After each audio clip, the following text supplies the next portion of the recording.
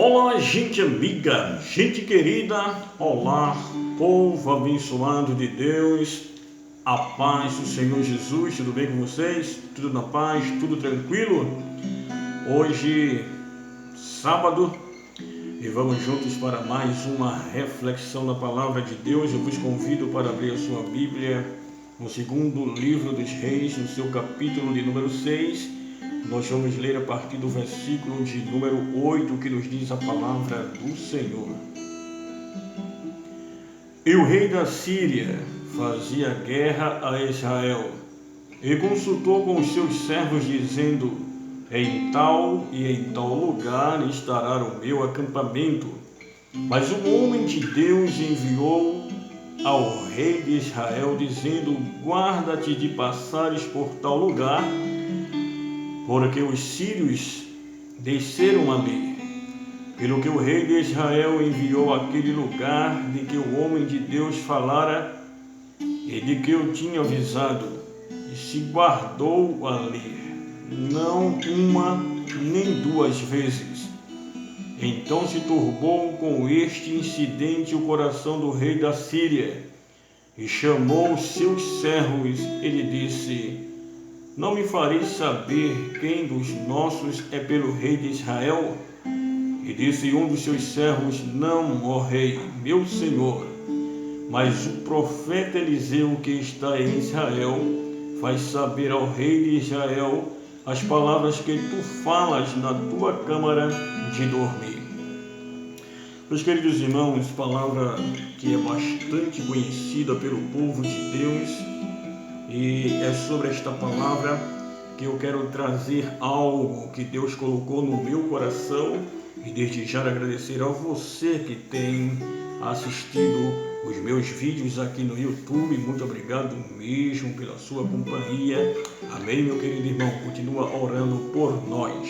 Meus queridos irmãos, há um fator muito importante a ser falado dentro deste tema, não só do versículo 8 na leitura que fiz, mas até o versículo 30 deste capítulo nós vamos ver situações que aconteceram e que a intervenção de Deus guardou e livrou o seu povo.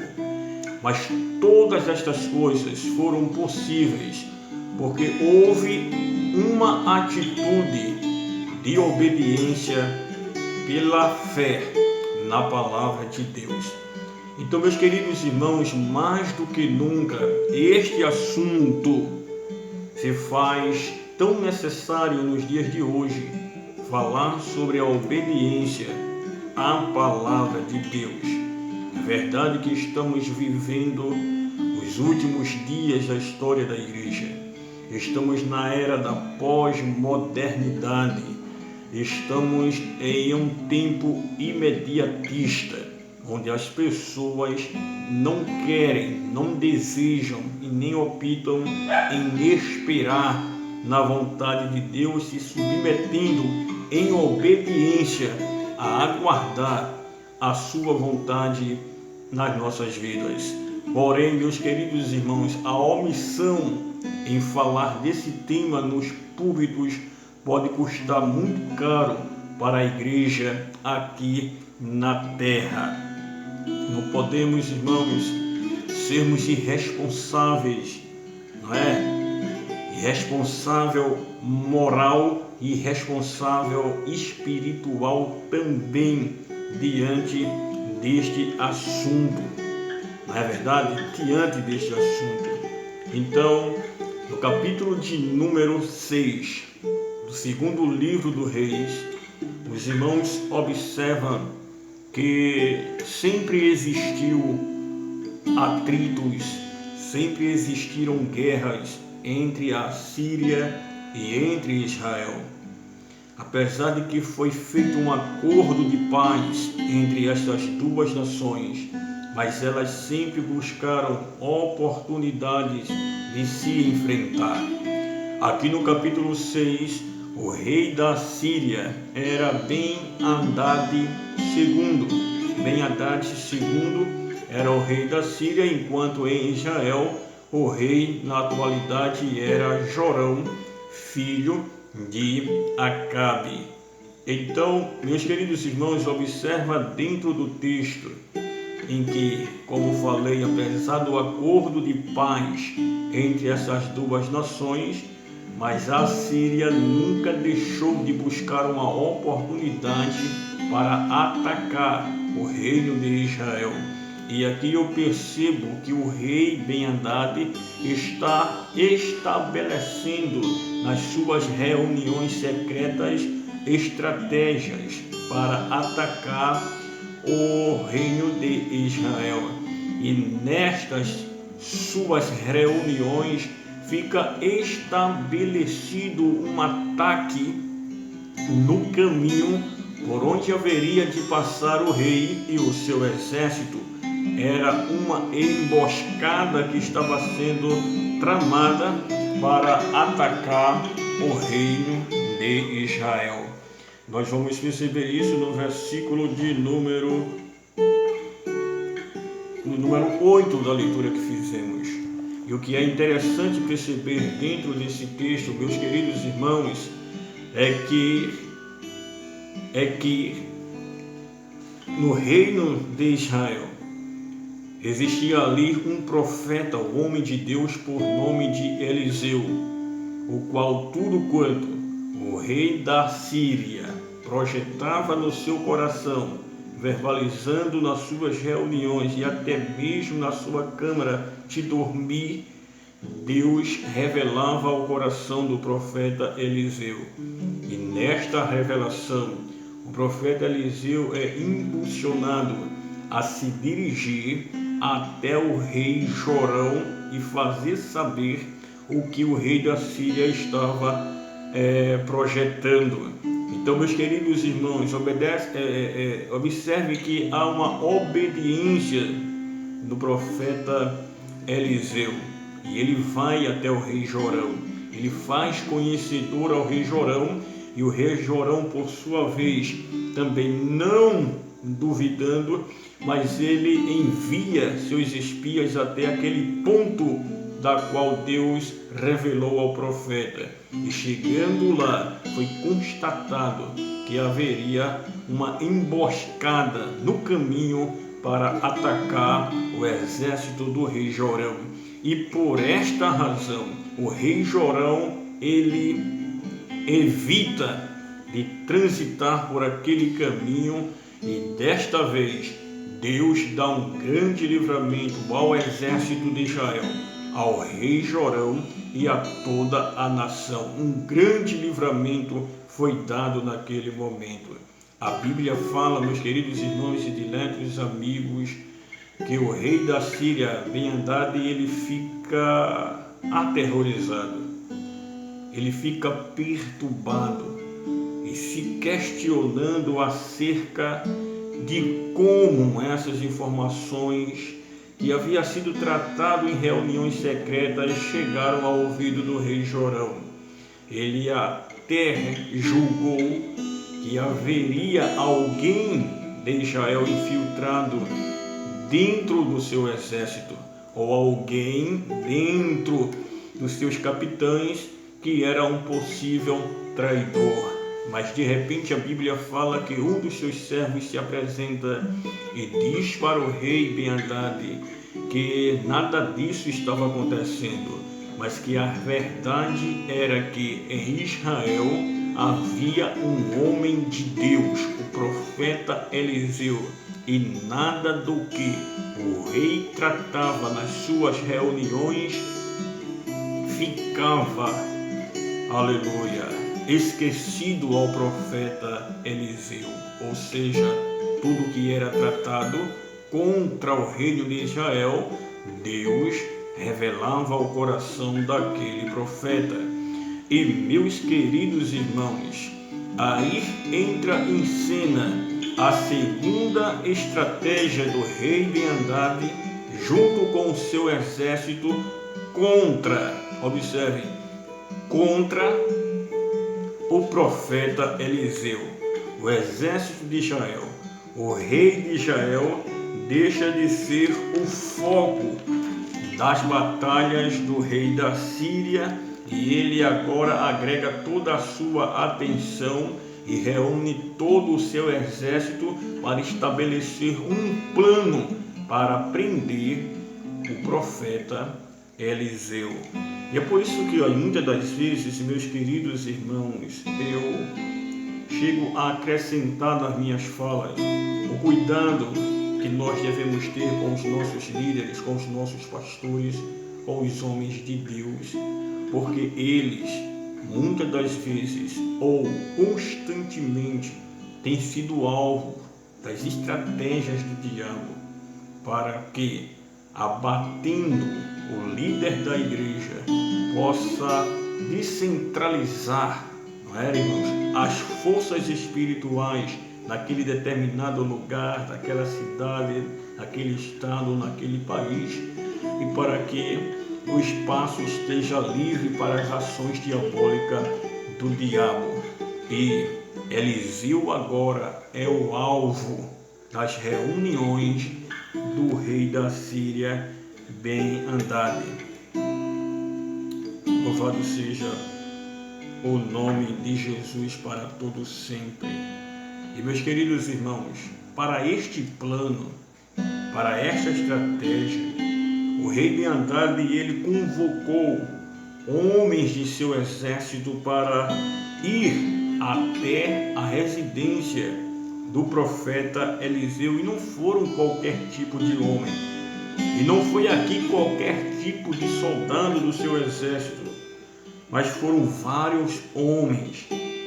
Se tratava, na verdade, de um ataque bem projetado, um ataque bem planejado para aprisionar ali o profeta Eliseu.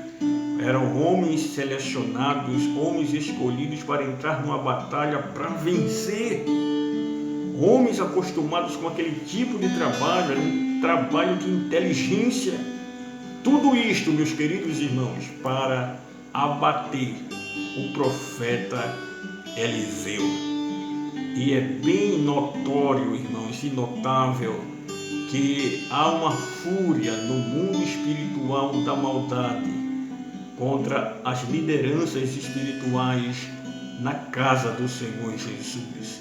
E aí a gente sabe da importância de uma igreja liderada, de uma igreja que ora pela sua pátria, de uma igreja que ora pela sua cidade.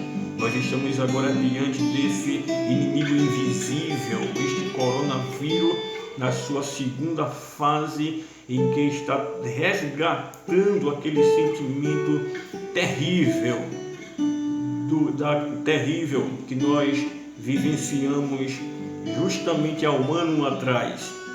Então tudo está vindo à tona e está as igrejas sendo retraídas pelas determinações do governo estadual, do governo federal, e a cena se repete. Mas a igreja do Senhor, ela não pode perder o seu foco. E a gente sabe, irmãos, da importância da igreja no momento como este, enquanto todos estão desesperados, enquanto o mundo e as suas autoridades maiores buscam soluções.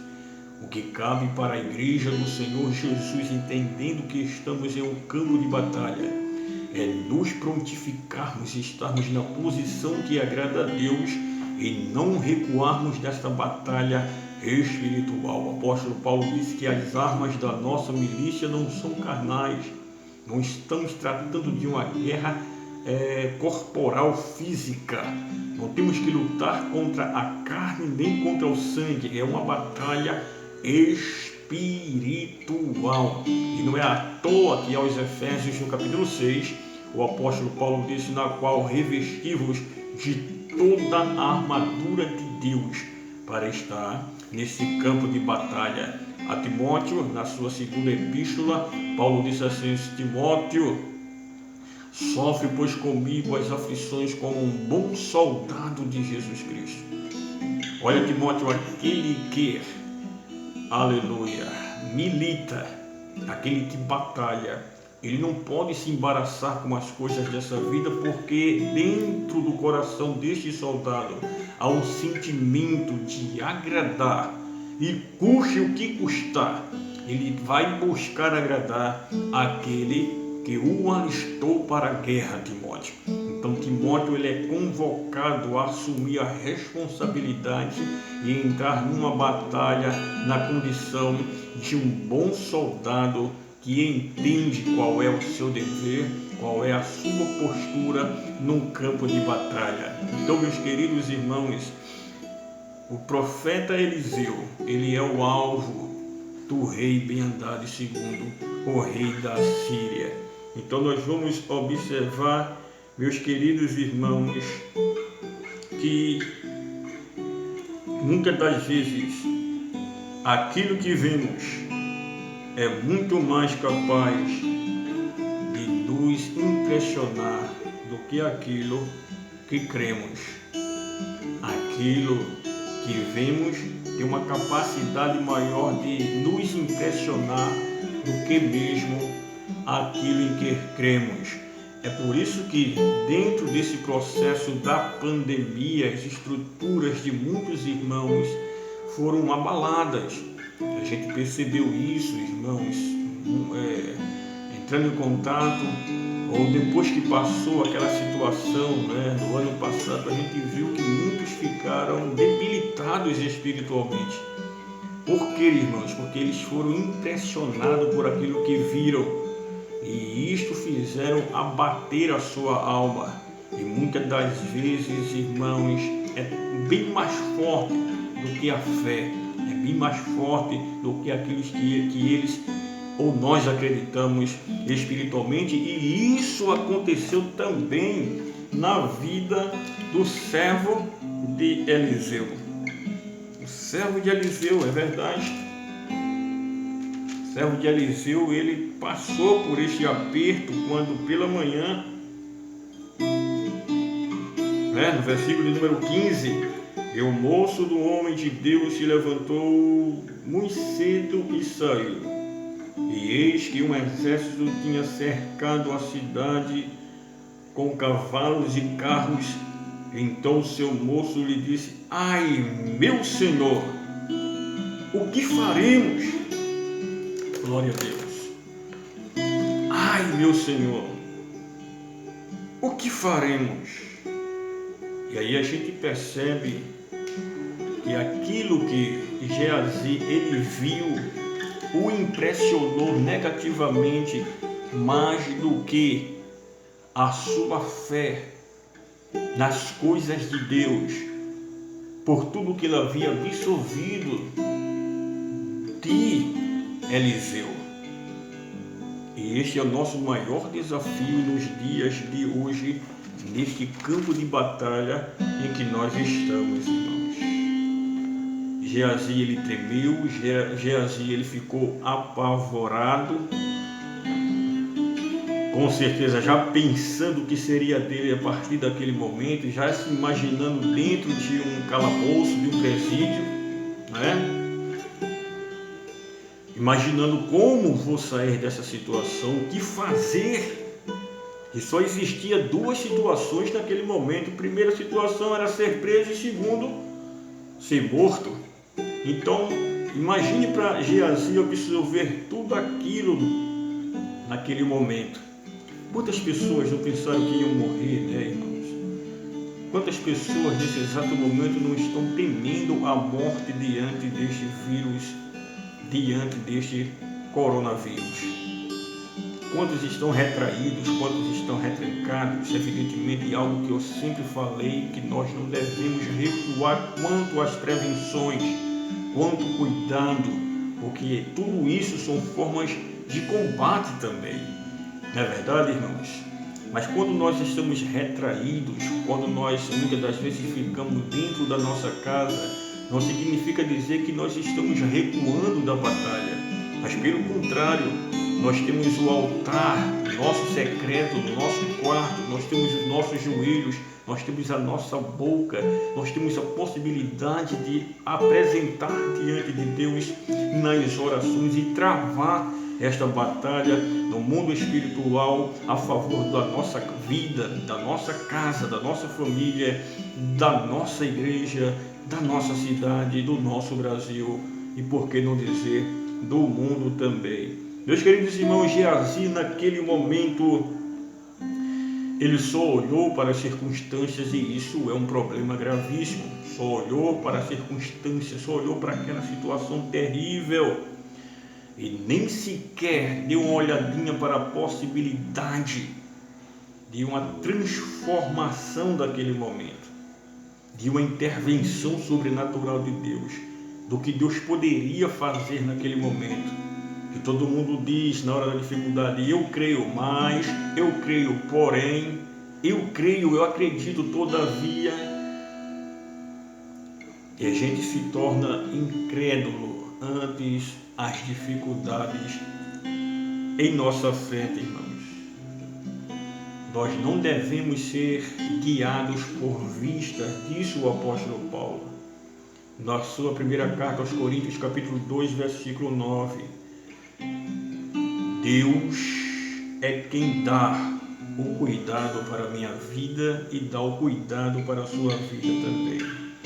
Aleluia! Louvado seja o nome de Jesus para sempre. Então, naquele momento, o que era que Geazi precisava, meu irmão? Ele precisava de quê naquele momento para se tranquilizar? Se imagine no lugar de Geazi naquele momento, com um exército, carros e cavaleiros, para prender o seu líder, profeta Eliseu. O que era que Geazi precisava para se acalmar naquele momento? Irmãos, muitas das vezes a gente pensa que se precisa que Deus faça tantas coisas para nós estarmos bem, ou para estarmos livres das dificuldades, ou até mesmo do perigo. Mas Geazi precisou apenas que os seus olhos fossem abertos naquele momento. E isto quando Deus entra em ação. Então, quando Deus entra em ação, dentro da sua soberania, do seu poder absoluto, então Deus tem os seus caminhos, as suas formas, e às vezes de forma tão sutil, com mínimos detalhes, Deus resolve problemas gritantes. Então, meus queridos irmãos, ele precisava apenas que os olhos fossem abertos, não precisava de muita coisa da parte de Deus. Irmãos, duas situações para nós olharmos. Era um momento, uma casa, uma perseguição travada cercando aquela casa, e dentro daquela casa, dois homens que enxergam aquele momento de forma diferente. Eliseu e Geazi. Geazi, com seus olhos fechados espiritualmente, se limitou diante da dificuldade, do risco eminente que estava passando ali. Mas Eliseu, com os olhos espirituais abertos, ele olhava para a intervenção de Deus e mostrava-se bastante tranquilo e seguro, confiante no Deus a qual ele servia. Aleluia! A atitude do profeta Eliseu naquele momento de perigo foi diferente, e foi o diferencial, irmãos. Ora, quem deveria estar mais preocupado naquele momento, mais inseguro, mais inquieto, mais perturbado, mais nervoso, era o profeta Eliseu, porque ele era o alvo. Mas nem por isso Eliseu tremeu na base, mas ele confiou em Deus. Aleluia!